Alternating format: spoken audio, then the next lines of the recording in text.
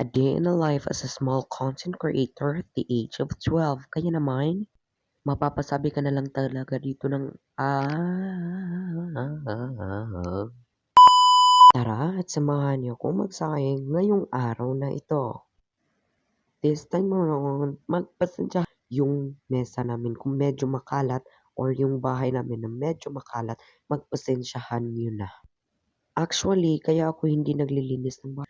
Makakalat rin or kakalat rin ulit. Pero mas maganda naman kapag naglilinis talaga ako. Pero dahil tamad ako, hindi na ako maglilinis. Ayan. Magsasaing na ako. Kukuha na ako ng black rice dyan.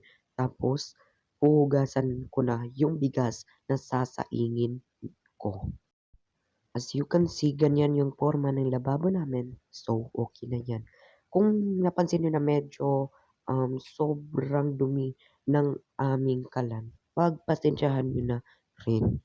Pagkatapos kong ilagay sa kalan ang aking or ang aming kaldero na may kanin ay lalabas muna ako para bumili ng ulam sa tindahan. Ang bibilhin ko palang ulam ay baboy. Ayan. Pag-uwi ko galing bumili ng ulam, pinailaw ko na agad yung bumbilya or yung fluorescent namin. Ayan, muntik na akong madapa sa kusina. Ayan, tinignan ko kung luto na ba. Ayan, pagkatapos pumasok ako sa kwarto para mag-flex sa inyo nito. Bago matapos ang video na ito, meron muna akong ipapakita sa inyo. Charis. Ngayon, magre-rate naman tayo ng Coke. Ratings ko sa Coke ay 10 out of 10. Ngayon sa dalandan naman tayo. Tignan natin kung masarap ba yung dalandan. Kapag medyo acidic siya, 10 out of 10. Pero kapag hindi siya acidic, 7.5 talaga yung ratings ko dyan. Yan. Binuksan ko na ha. Ayan. Antin muna natin. Ayan.